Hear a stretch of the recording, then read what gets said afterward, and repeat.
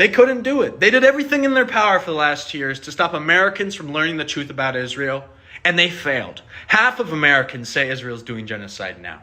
They did everything they could. They redefined anti-Semitism to include criticism of the state of Israel. They fired everyone in the mainstream who didn't align with their narrative. They dropped $250 million on our elections last year and ousted everyone in Congress who said the truth about Israel's crimes. And they started to work on our major social media platforms. First, passing the bill to ban TikTok for hosting anti-Israel content. Next, Meta. They hired hundreds of ex-Israeli spies from the IDF to enforce their free speech policy, which they use to wipe the app of pro-Palestinian accounts, blacklisting them, me and many of my friends. X, owned by Elon Musk already, who was sent to Israel after he tried helping the Palestinians by giving them Starlink internet access to the humanitarian aid workers. And after that, you have Elon Musk banning his own AI chatbot Grok when it tells the truth to people about the genocide of Gaza. They tried things like arresting thousands of students, professors, and activists protesting on our college campuses.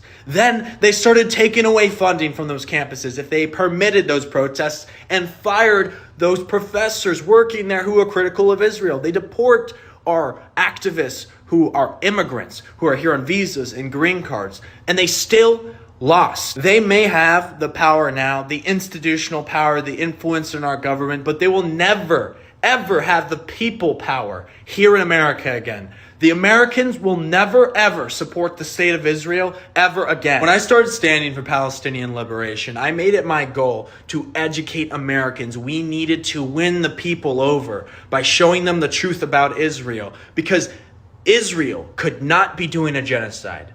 They could not be attacking every single one of their neighbors. They could not be committing the worst crimes of the century were it not for the United States support. And without the people's support, the support from our government will not last much longer.